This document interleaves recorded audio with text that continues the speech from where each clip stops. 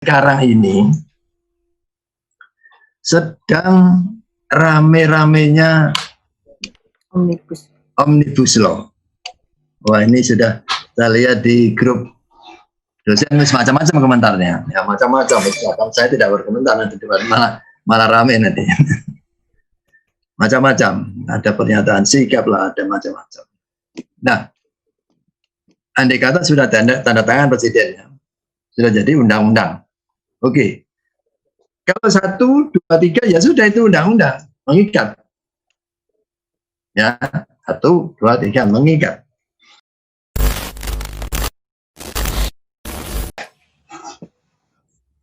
Sambil menunggu yang lain.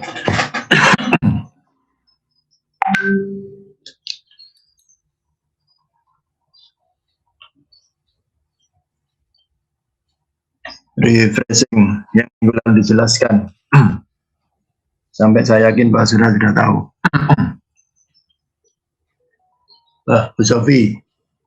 Halo Bu Sofi. Atau Mbak Sofi. Halo. Ya, Prof. Ji. Sekarang di mana ini? Mbak Sofi? Di rumah, Prof. Ya, maksudnya nggak di pasar, maksudnya di Malang atau di Surabaya? Oh, di Malang. Malang, ya. Di Arema, Prof. Iya. Coba Ibu jelaskan filsafat ilmu itu apa? Filsafat ilmu artinya artinya filsafat yang objeknya itu ilmu. Terus? Jadi dalam hal ini mempelajari objek yang bisa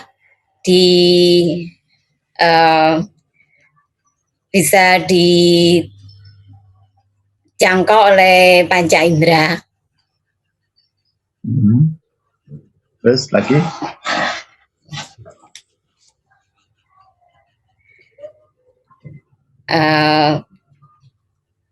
Filsafat ilmu ini, nama lengkapnya apa Bu? Filsafat ilmu itu? Ilmu filsafat ilmu. Ilmu filsafat ilmu. Hubungannya dengan logika apa? Logika itu ilmu filsafat. Pertanyaan saya, apa hubungannya dengan logika? Hubungannya dengan logika artinya mempelajari sesuatu dengan cara berpikir yang benar. Pertanyaan saya adalah apa hubungan filsafat ilmu dan logika? Filsafat ilmu dan logika bahwa filsafat ilmu ini bisa dipelajari dengan menggunakan logika, dengan cara berpikir yang benar. Tadi proposisi pertama, kedua betul. Ini proposisi keempat, 5, 6 mulai agak kemana-mana ini. Ya, Prof. Ya Bapak. Eva. Halo Eva. Eva apa siapa ini? Eva ya? Iya, Eva, Prof. Ya, Eva. Ya. Kalau menurut saya, ilmu filsafat ilmu adalah cabang dari ilmu filsafat yang mempelajari. Halo. Ya. Saya itu kan dijawab oleh Bu Sofi dan betul. Pertanyaan saya, apa hubungan antara filsafat ilmu dan logika? Filsafat ilmu dan logika, menurut pandangan saya, keduanya merupakan cabang atau bagian dari ilmu filsafat. Keduanya merupakan bagian atau cabang dari ilmu filsafat, di mana filsafat ilmu meletakkan ilmu sebagai suatu objeknya, sementara logika meletakkan pengetahuan tentang yang baik dan benar itu sebagai objeknya. Jadi gitu. Ya, dua-duanya adalah cabang ilmu filsafat. Oke. Ya. Terus bedanya ilmu dan ilmu filsafat itu apa? Kalau ilmu filsafat itu juga ilmu. Ilmu filsafat dikatakan sebagai ilmu karena dia merupakan ilmu ya. Halo. Dibiasakan ya, dipahami pertanyaannya baru jawab ya. Oh ya. Ya. Pertanyaannya adalah, kalau ilmu filsafat itu ilmu juga, ya, terus bedanya apa antara ilmu filsafat dan ilmu-ilmu yang lain? Perbedaannya kalau menurut saya ada pada objek formalnya, Prof. Ada pada cara pandang atau paradigmanya. Apa? Kalau Objek formalnya ilmu filsafat apa? kenapa, Prof? Mohon maaf kurang jelas. Objek formal ilmu filsafat itu apa? Objek formal ilmu filsafat adalah berpikir secara lebih mendasar, secara lebih mendalam dari keberadaan suatu ilmu. Saudara yang bagus berpikir ya, bukan berpikir ya. Oh ya. Ya, pikir, paham. Dalam bahasa Indonesia itu dikenal konsonan F maupun konsonan P. Ya, paham, pikir, jangan diganti berpikir. Ya, dibiasakan ya. Ya. Baik.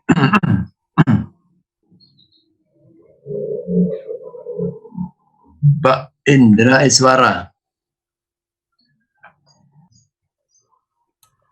Siap. Kalau begitu, ilmu hukum dan ilmu filsafat hukum itu berbeda dong. Bedanya apa, Pak Indra Iswara? Kalau ilmu hukum itu adalah ilmu yang berobjekkan norma hukum. Ya. Ilmu yang berobjekkan norma hukum. Sementara jika ilmu filsafat hukum adalah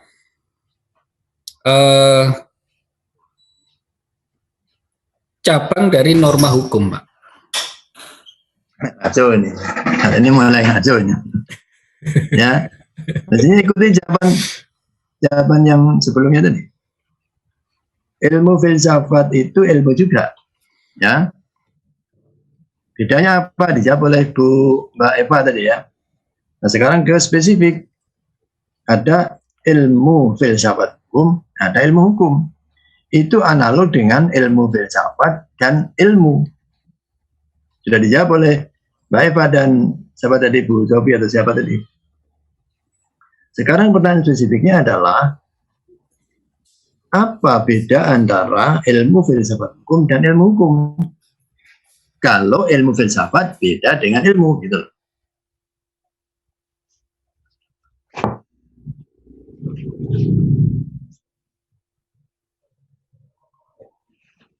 Ya, Ikaning Tias, mana ini orangnya ini? Saya, Prof. Ayo dijawab. Ya. Yang membedakan ilmu hukum dengan ilmu filsafat hukum adalah objek formalnya, Prof. Kalau objek materialnya yang sama dulu, yang sama. Yang menyamakan adalah objek materialnya, yaitu norma hukum. Sama-sama objeknya adalah norma hukum. Hanya saja yang kemudian membedakan adalah objek formalnya, yaitu cara pandangnya. Nah, ini yang membuat bahwa ketika orang berpikir hanya sebagai objek material, maka hukum adalah hukum itu sendiri. Sedangkan kalau ketika seorang filsuf berbicara mengenai ilmu filsafat hukum, dia akan mencari dasar yang lain. Misalnya tujuan hukum adalah keadilan dan sebagainya. Seperti yang Prof sampaikan kemarin, contohnya adalah seorang tua yang kemudian dia kehausan, kebetulan dia berteduh di kebun semangka, karena dia kehausan, dia mengambil semangka tersebut. Nah, kalau dilihat secara norma hukum ansih, yaitu mencuri namanya. Karena dia mengambil barang orang lain dan sebagainya. Tetapi kemudian kalau dicari dasarnya bahwa dia kelaparan, dia tidak mampu membeli air dan sebagainya, ya dia tidak akan dihukum sebagai seorang pencuri.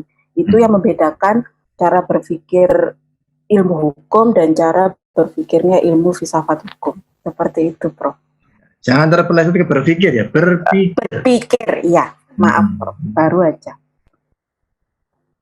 Hanya orang menyangka dengan mengatakan berpikir itu seolah lebih betul daripada berpikir. Ya. Menurut pikiran saya lah, salah kok banter. Berpikir. Dibiasakan. Berpikir, paham, bukan paham. Oke, sampai di sini proposisi betul. Proposisinya betul. Terus titik tekan bedanya di mana? Tadi gue belum memberikan titik tekan. Beda prinsipnya ada di mana? Cara pandangnya, Prof. Nah iya, dalam hal ini apa? Tujuan mempelajarinya mungkin, Prof. Kalau ilmu itu kan sifatnya sistem apa? Metodis, berdasarkan metode, ya. Kemudian sistematis, karena tersistem. Pokoknya ada binatang yang berdaun telinga masih beranak, ya kan? Sapi, kambing, unta, jerapah. Yang tidak berdaun telinga bertelur, ayam, bebek, burung, dan seterusnya kan begitu ya. Itu tersistem kan? Dan rasional. Ini ilmu. Ilmu filsafat juga punya derajat itu. Ya metodis dari punya metode. Ya tersistem karena memang punya sistem. Rasional juga rasional. Yang berfilsafat itu mesti sesuatu yang berpikiran. Yang membedakan kalau ilmu tidak sampai ke fase berikutnya, yaitu fase radikal. Ya. Nah, ilmu filsafat itu mempunyai sudut pandang yang tidak semata-mata 1, 2, 3, tetapi juga punya sudut pandang radikal. Radik itu arti aslinya kan akar sebenarnya. Akar. Sesuatu yang terdalam. Akar. Nah, yang dicari oleh ilmu filsafat itu tidak semata-mata yang 1, 2, 3, tapi juga mencari yang keempat tadi, yang radikal. Kalau 1, 2, 3 yang ibu contohkan tadi mencuri ya sudah jelas nyolong, ya ambil milik orang lain. Tapi kalau dari sudut filsafat nanti dulu, ya. Oleh karena itu ada filsuf yang ketika berfilsafat hukum juga meneliti hak. Apa sih hak itu? Karena tidak mungkin berbicara hukum tanpa bicara hak.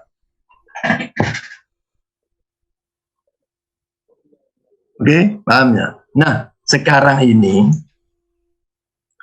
sedang rame-ramenya Omnibus Law. Wah, ini sudah saya lihat di grup dosen macam-macam komentarnya. Ya, macam-macam. Saya tidak berkomentar nanti malah rame nanti. Macam-macam. Ada pernyataan sikap lah, ada macam-macam. Nah, andai kata sudah tanda tangan presidennya, sudah jadi undang-undang. Oke. Kalau 1, 2, 3 ya sudah itu undang-undang, mengikat. Ya, 1, 2, 3 mengikat. Artinya bermetode oke, tersistem oke, rasional oke. Itu memang undang-undang, mengikat. Selesai sudah. Dari sudut pandang ilmu. Bagaimana dari sudut pandang filsafat? Nah, ini dipertanyakan. Tuh. Yang namanya outsourcing, ini kita bahas outsourcing ya, yang ada dalam undang-undang itu, pasal 64, 65 dihapus itu. Padahal rohnya outsourcing itu di pasal 65 sebenarnya. Kalau 64 itu lembaganya, substansinya ada di pasal 65.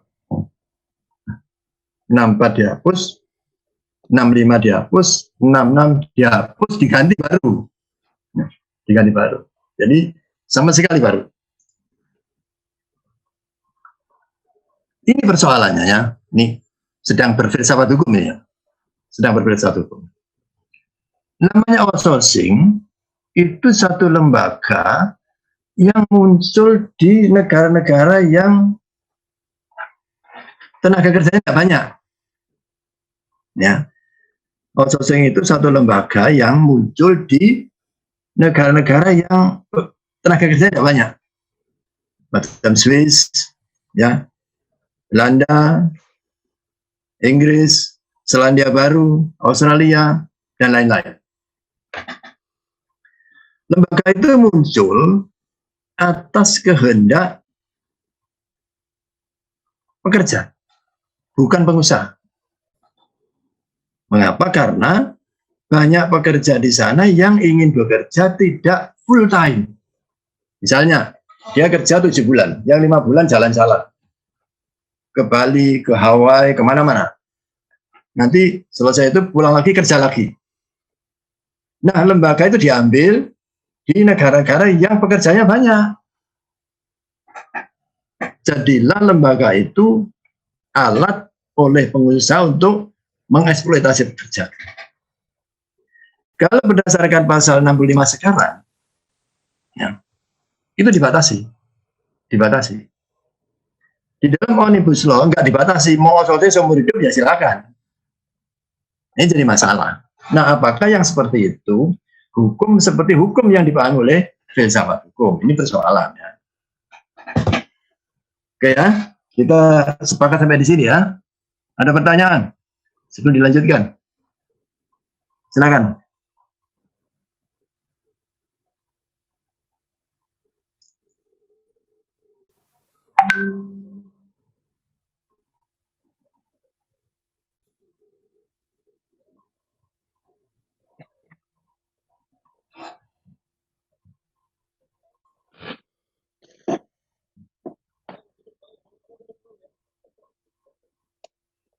Oke. Khairun Nisa apa Khairun Nisa Pak? Khairun Nisa, Prof. Ya, kita sedang masuk ke diskusi atau dialektika dalam ilmu filsafat hukum. Coba saudara ceritakan munculnya lembaga-lembaga yang diistilahkan dengan ilmu hukum normatif dan ilmu hukum empiris. Anda ceritakan dulu, kenapa dua istilah itu muncul? Kalau lembaga hukum yang muncul karena hukum normatif, itu lembaga hukum yang ada karena ada undang-undang yang membuat lembaga itu ada. Kalau lembaga hukum yang ada karena empiris, berarti karena di masyarakat lembaga itu diperlukan, maka lembaga itu ada, Pak. Mosok. Bahasa Indonesia. Mohon maaf. Bahasanya Pak Zairul lah, masa gitu loh. Masa. Kemarin hadir kuliah, Pak Indonesia? Hadir, Prof. Hadir ya. Pak Andi, halo Pak Andi.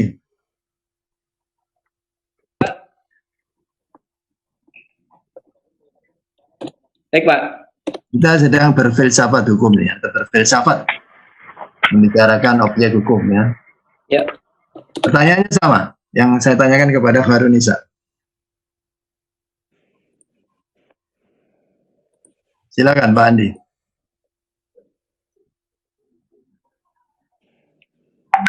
Lembaga normatif timbul dikarenakan adanya Halo. Pertanyaannya, uraikan latar belakang munculnya satu lembaga yang bernama ilmu hukum normatif dan ilmu hukum empiris. Jangan gunakan istilah yang lain. Ilmu hukum normatif, ilmu yang dapat dikaji secara visual, Pak. Dan ada aturannya yang dapat dilakukan pengkajian secara normatif. Kemudian empiris terkait dengan temuan-temuan, Pak.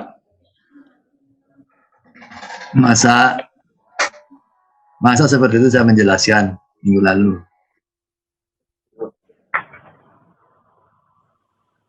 Iya, Pak.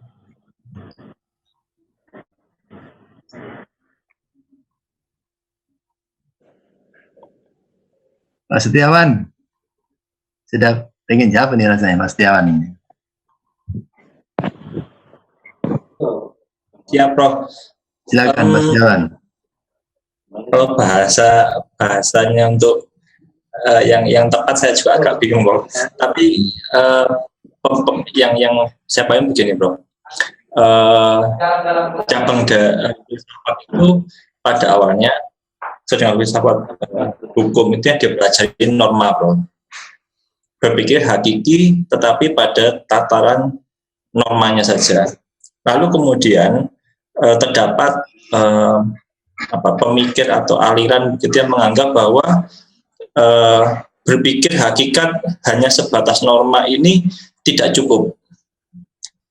Harus dipelajari juga terkait dengan pelaksanaannya di masyarakat dan mengapa hal itu terjadi, bro. Masa saya menjelaskan seperti itu. Tapi tidak apa-apa, nanti yang penting akhirnya tahu, tidak apa-apa, ya, tidak apa-apa, pelan-pelan, ya.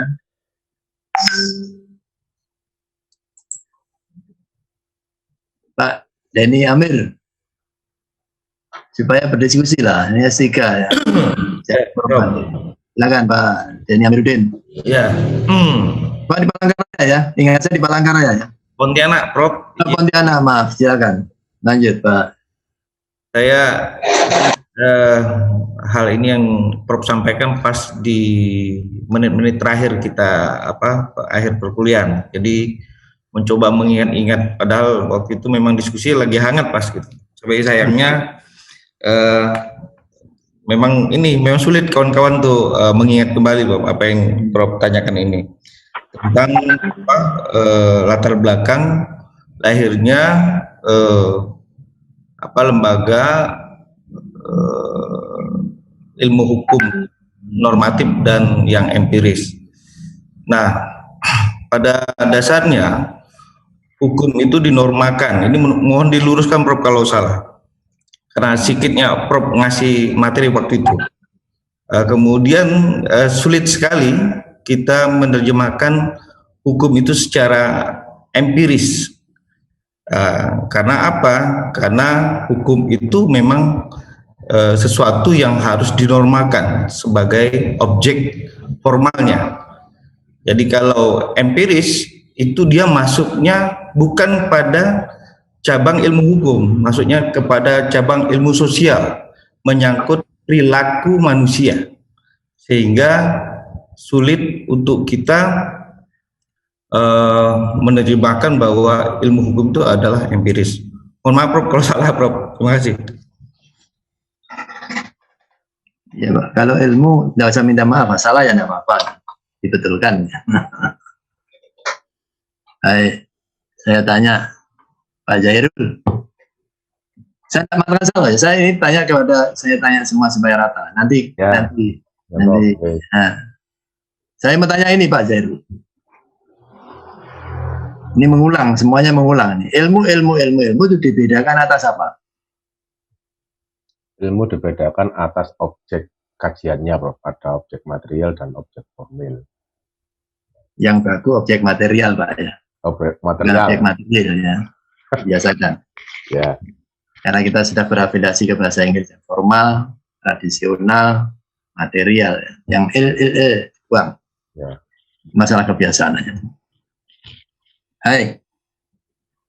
Kalau ilmu dibedakan atas objek material jungto objek formal, ya. Maka setujukah Pak Zairul kalau saya mengatakan ilmu yang tidak menstudi norma hukum tidak boleh disebut ilmu hukum?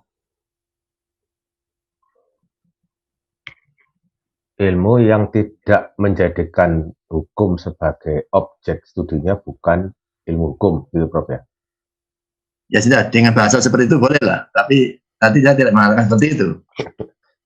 Silakan. Setuju nggak Pak Zairul kalau saya mengatakan seperti itu? Setuju, ya? Setuju. Baik. Kalau Pak Zairul setuju bahwa ilmu yang tidak menstudi norma hukum tidak boleh disebut ilmu hukum, dari mana munculnya istilah ilmu hukum empiris?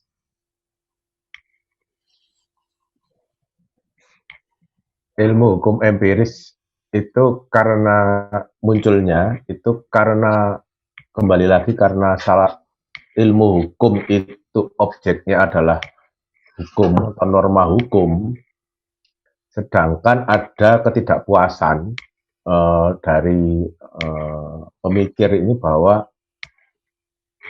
salah satu syarat dari ilmu itu harus bisa diverifikasi atau bisa dinilai oleh panca indera. Sedangkan norma hukum ini tidak bisa diverifikasi oleh panca indera. Kalau ilmu hukum ini tidak bisa diverifikasi oleh panca indera, apakah menjadikan ilmu hukum ini bukan ilmu?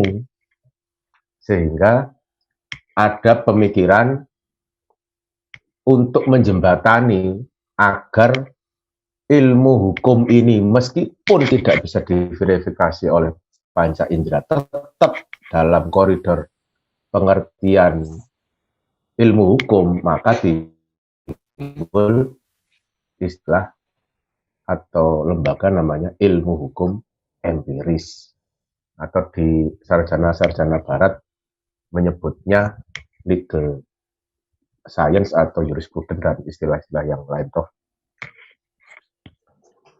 Jadi titik tekannya apa jawaban Pak Zahrul ketika saya bertanya dari mana munculnya istilah ilmu hukum empiris? Secara ilmiah loh ya, bukan secara pendapat.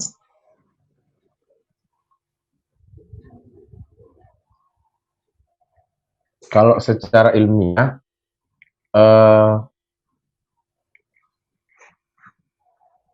oke, saya ganti pertanyaan. Maaf, saya ganti supaya tidak bingung.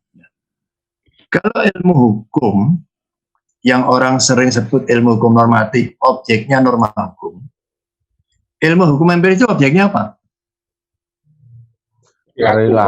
Perilaku manusia yang terkait dengan hukum. Kalau begitu, betulkah istilah ilmu hukum empiris? Tadi katanya kalau bukan norma, tidak boleh disebut ilmu hukum. Ini kok disebut ilmu hukum? Istilahnya salah, karena itu bukan ilmu hukum. Ilmu ya, itu jawabannya saya kendaki. Itu istilah yang salah. Saya contohkan minggu lalu ketika saya mengatakan mangga ya, ini mangga gado, mangga romanis, mangga golek, mangga apa, itu betul lah, semua mangga. Itu sama dengan hukum perdata, hukum internasional, hukum agraria, hukum administrasi, sama semuanya hukum. Hanya beda spesifikasi. Yang salah itu adalah pembuatan pranata ilmu hukum normatif dan ilmu hukum empiris.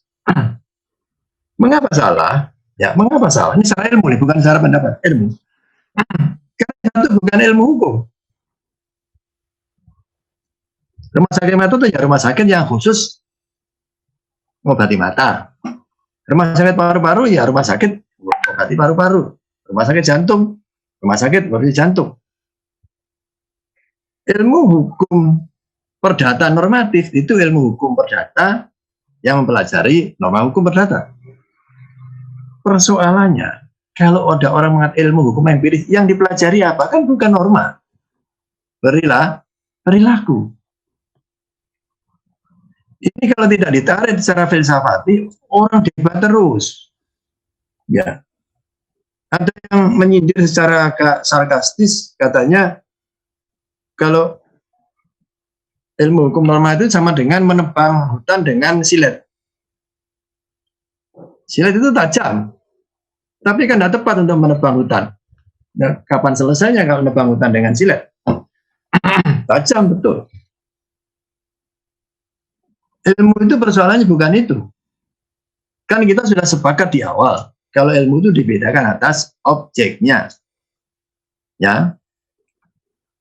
Tadi sudah saya spesifikasikan kalau ada ilmu yang tidak menstudi norma hukum, jangan disebut ilmu hukum. Sepakat ya? Nah ini ada ilmu yang tidak menstudi norma, kok disebut ilmu hukum. Ini kan salah. Dari sudut pandang ilmu filsafat dan sudut pandang filsafat ilmu. Terus mau dibela dari mana istilah ilmu hukum empiris? Kalau dia tidak menstudi norma hukum, disebut ilmu hukum. Ayo, siapa yang mau membela? Saya tantang di forum ini. Siapa yang membela istilah ilmu hukum normatif, ilmu hukum empiris? Dari sudut pandang ilmu filsafat dan filsafat ilmu loh ya, tidak dari sudut pandang senang-senangan loh ya. Tidak dari sudut pandang katanya profesor saya dulu, jangan. Dari ilmu yang sudah kita pelajari 2 minggu ini. Saya Prof, mungkin Prof. Silakan. Coba untuk Ahmad berpendapat. Pertama, berkaitan dengan ilmu hukum itu seperti yang kemarin disampaikan bahwa ilmu hukum itu kan memang mengkaji norma hukum. Tapi ilmu hukum itu sendiri bukan dikatakan sebagai ilmu, melainkan pengetahuan tentang hukum itu sendiri. Nah, berkaitan dengan munculnya ilmu hukum empiris itu karena ada beberapa orang yang itu sebenarnya meneliti tentang penelitian empiris, kemudian menganggap bahwa ilmu hukum itu sebagai ilmu hukum empiris karena melihat terhadap pedoman-pedoman hukum itu sendiri. Nah, kalau secara hakikat tentang kebanyakan di dalam perspektif filsafat ilmu itu kan ada 2 hal, di mana paham seseorang itu ketika melihat tentang kebenaran itu dilihat dalam aspek idealitasnya atau idealismenya. Nah, aspek idealisme ini beranggapan bahwa sesuatu yang benar itu berada dalam diri manusia. Nah, termasuk norma hukum itu kan juga ada kaitannya dengan aspek idealisme itu sendiri. Terus kaitannya dengan lawan dari idealisme itu ada sifatnya materialisme itu sendiri. Nah, materialisme itu sendiri mengatakan kebenaran itu dilihat dari aspek realitasnya. Jadi realitas ini dijadikan sebagai tolak ukur di mana sesuatu itu dianggap benar, maka itulah lahir yang namanya ilmu empiris itu sendiri. Jadi ilmu hukum empiris itu kaitannya dengan anggapan bahwa sesuatu itu harus diempiriskan. Seperti itu, sehingga mungkin lambat laun dari adanya paham dari materialisme ini muncul lahiran positivisme itu sendiri. Terima kasih, Pak. Sesungguhnya persoalannya begini, saya menghormati pendapat Pak Ahmad ya. Persoalannya begini, kalau orang sedang tidur, ya, orang sedang tidur, jangan dikatakan pingsan. Walaupun orang tidur seperti orang pingsan. Oke? Kalau orang sedang tidur, jangan dikata orang pingsan. Karena faktanya dia tidak pingsan. Kalau orang pingsan, jangan dikatakan tidur. Karena faktanya dia tidak tidur. Dan seterusnya. Sesungguhnya, fakta-faktanya ada. Orang meneliti perilaku yang perilaku itu dipedomani oleh norma hukum. Kan perilaku itu banyak loh. Banyak, saya berpakaian ini loh. Ini kan perilaku saya. Kan tidak ada pedoman hukum. Saya harus berdasi, harus pakai baju coklat, harus pakai celana coklat, bersepatu coklat. Kan tidak ada. Pedoman hukumnya kan tidak ada. Maka ketika orang menstudi perilaku saya berpakaian, jangan dinamakan studi terhadap perilaku yang dipedomani hukum. Karena pedomannya bukan hukum, ada estetika. Nah, ketika saya tidak bayar pajak atas mobil-mobil saya, beda urusannya dengan cara saya berpakaian. Karena apa? Bayar pajak itu dipedomani oleh hukum. Tetapi apapun namanya, pedomannya hukum mau bukan hukum, tidak menjadi masalah. Sepanjang dia perilaku, maka dia bagian ilmu sosial. Yang tadi Pak Denny katakan ya, secara terpotong-potong. Ya, ketika orang studi perilaku, jangan dikatakan bukan ilmu sosial. Itu loh. Nah, salahnya di sini nih loh, salahnya di sini. Sikap orang yang tidak terima ilmu hukum dikatakan bukan ilmu, perbuatannya mengempiris-empiriskan sesuatu yang tidak empiris. Gitu. Nah, akhirnya orang yang tidak belajar ilmu filsafat memahami secara serampangan, timbul dua kubu. Kubu ilmu hukum empiris dan kubu ilmu hukum normatif. Padahal secara filsafati itu salah. Kenapa salah? Kita sudah sepakat bahwa ilmu itu dibedakan atas objeknya.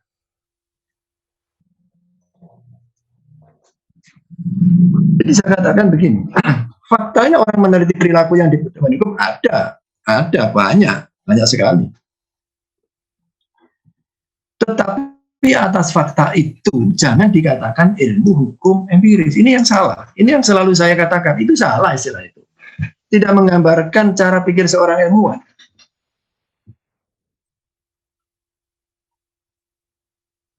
Betapapun Anda cinta kepada mangga, ketika saya tunjukkan kepada Anda durian, jangan dikatakan mangga berduri, salah dong. Sepakat ya? Betapapun cinta Anda kepada mangga, ketika saya tunjukkan kepada Anda durian, jangan dikatakan mangga berduri. Kan salah, wong durian kok mangga berduri. Betapapun cinta Anda kepada ilmu hukum, kalau saya tunjukkan perilaku orang atas norma hukum, jangan dikatakan sebagai ilmu hukum. Terus persoalannya di mana? Ini kajian filsafati terhadap fakta yang tadi kita bicarakan tadi. Ini bagian atau cara kita berfilsafat.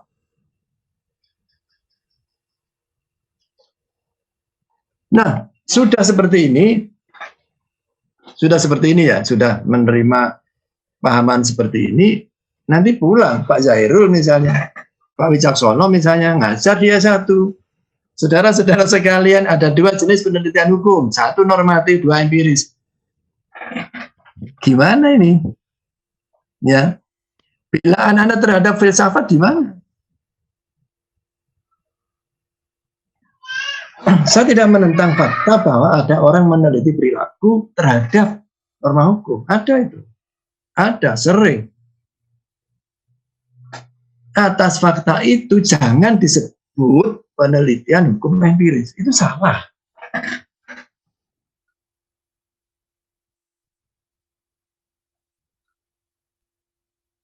Ya, maka proposisinya Pak Ahmad itu betul, tapi tidak untuk membela ini. Ya, tidak untuk membela ini. Proposisinya betul, tapi tidak untuk membela yang tadi saya sampaikan. Mohon izin, Prof. Silakan. Kalau terkait dengan ilmu hukum yang objeknya normatif, apakah pernyataan ini betul, Prof? Misalnya normatif objek ilmu hukum adalah sebuah norma hukum, artinya ada norma-norma yang juga tidak tertulis yang lahir atau hidup di masyarakat, misalnya norma hukum adat, norma kesusilaan, itu juga masuk dalam sebuah ruang lingkup ilmu hukum normatif ya Prof ya. Jadi tidak melulu pada sebuah norma yang tertulis. Apakah itu yang dimaksud juga sebagai sebuah ilmu hukum normatif, Prof? Terima kasih. Terima kasih Pak Kuko. Ya. Saya tidak menyepakati istilah ilmu hukum normatif. Oke? Saya tidak menyepakati istilah itu. Kalau istilah itu dimaksudkan untuk menunjukkan ada jenis penelitian hukum yang lain atau ilmu yang lain. Kalau istilah ilmu hukum normatif digunakan untuk menunjukkan bahwa ilmu hukum menstudi norma, saya sepakat. Walaupun itu berlebihan. Saya sepakat. Tidak ada kesalahan, hanya berlebihan saja. Tetapi kalau istilah itu untuk menunjukkan ada jenis penelitian hukum yang lain atau ilmu hukum yang lain, itu salah. Karena apa? Yang lain itu mangga berduri. Yang lain itu durian. Jangan dikatakan mangga berduri. Yang lain itu tidak menstudi norma hukum. Jangan dikatakan ilmu hukum. Karena penelitian itu menghasilkan ilmu. Saya ulang, penelitian itu menghasilkan ilmu. Dan kita sepakat bahwa ilmu itu satu metodis. Artinya dilakukan menurut metode. Penelitian menghasilkan ilmu. Penelitian hukum menghasilkan ilmu hukum. Penelitian hukum menstudi norma hukum. Nah, kalau sesuatu tidak menstudi norma hukum, jangan dikatakan ilmu hukum.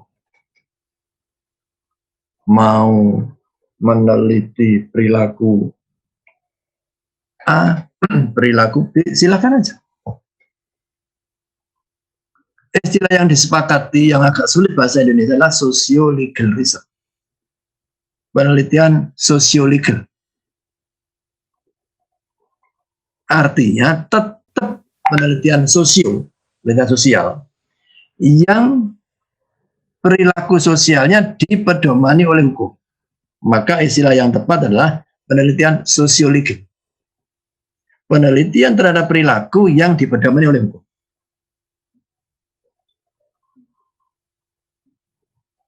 Kalau Anda sudah belajar ilmu filsafat, sudah belajar filsafat ilmu, sudah belajar ilmu hukum, sudah belajar filsafat hukum, masih menggunakan istilah penelitian hukum empiris, itu namanya konyol.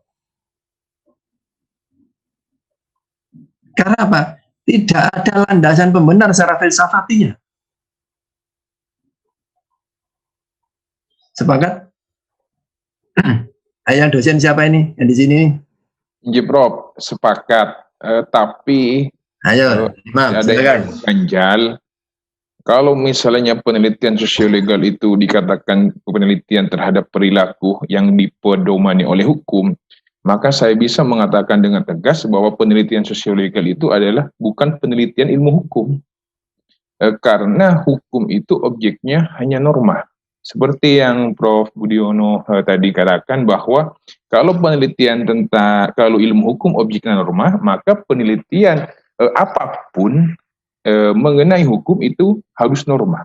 Apakah dalam hal ini tidak mempersempit mengenai objek kajian dari ilmu hukum itu sendiri, Prof?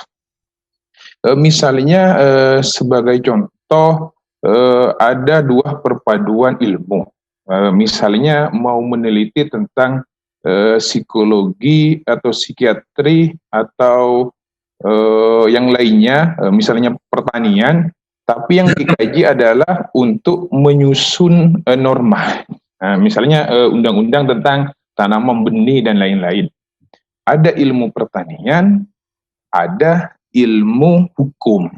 Dari perpaduan ini bisa ditarik benang bahwa itu bukan kajian ilmu hukum, itu adalah kajian ilmu pertanian, tetapi nanti objeknya, produknya adalah hukum karena akan menjadi undang-undang di bidang pertanian. Nah, mungkin begitu, Prof. Terima kasih. Kalau itu jawabannya betul, Iman, ya. Dalam pengertian, misalnya mau menyusun undang-undang di bidang perikanan. Yang nyusun sarjana hukum tok tadinya saja, ya, sarjana hukum 10 misalnya berkumpul menyusun undang-undang di bidang perikanan. Ya orang ngerti, Pak Imam, nggak tahu. Pasti memanggil orang-orang yang ahli di bidang perikanan. Wes cerita kamu, ini kalau ini gimana? Cerita. Nah dari cerita itu, itulah masukan. Maka saya katakan kemarin minggu lalu bahwa penelitian sosial atau sosiologi itu penting untuk masukan kepada regulator.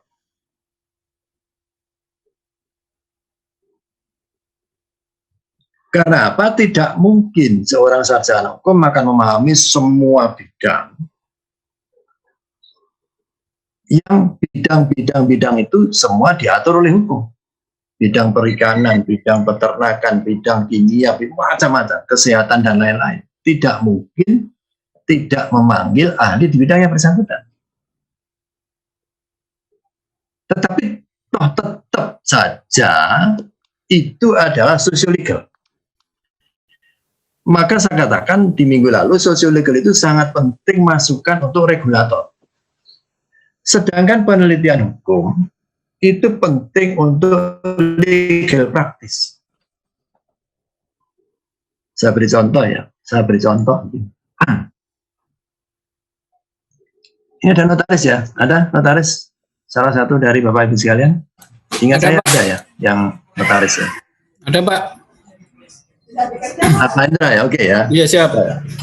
Ada dalam undang jabatan notaris itu begini. Notaris yang melakukan perbuatan yang merendahkan martabat notaris diberhentikan.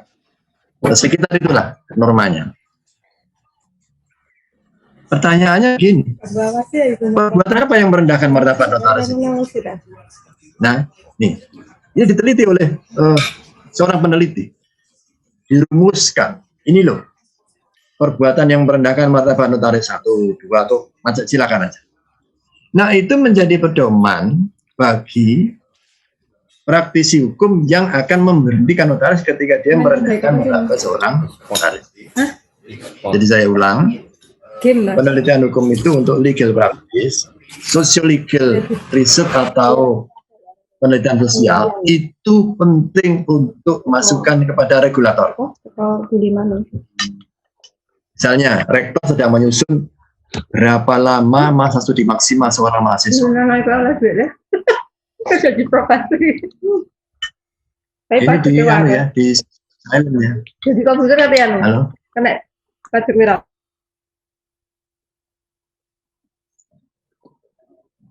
Ya, di silent ya.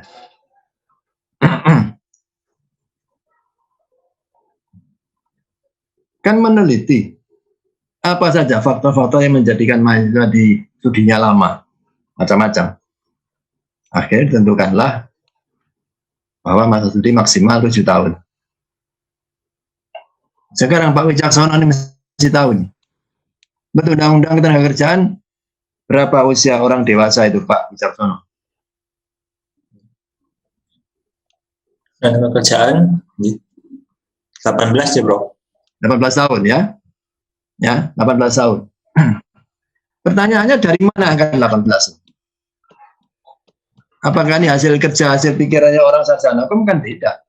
Masih mendatangkan ahli ilmu jiwa, ahli kesehatan, dan seterusnya. Masukkan untuk regulator. Jadilah undang-undang menentukan batas dewasa adalah 18 tahun. Bahwa ada ilmu yang bersinergi dengan ilmu hukum, jawabannya iya. Tetapi sinergi itu tidak menjadikan dia adalah bagian ilmu hukum. Politik hukum ya, untuk memahami norma hukum. Tetapi politik hukum sudah pasti bukan bagian ilmu hukum. Begitu seterusnya. Oke ya. Nah sekarang saya katakan bahwa salah satu, tidak satu-satunya, salah satu cara untuk memahami hukum itu dengan cara belajar ilmu filsafat hukum.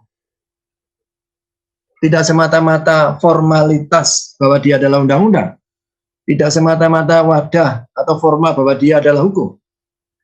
Tetapi bagaimana ilmu filsafat hukum itu menstudi bahwa sesuatu itu memang hukum. Tidak semata-mata karena formalnya, tapi karena substansinya. Ini kan kita pelajari mulai Kamis depan dengan belajar menganatomi bidang-bidang hukum. Oke ya, sepakat. Sampai bertemu hari Kamis. Terima kasih. Assalamualaikum warahmatullahi wabarakatuh. Waalaikumsalam warahmatullahi wabarakatuh. Matur nuwun, Prof. Prof, sebenarnya Prof masih ada yang mau ditanyakan ini, Prof. Ya nanti hari Kamis ya. Siap, Prof. Terima kasih.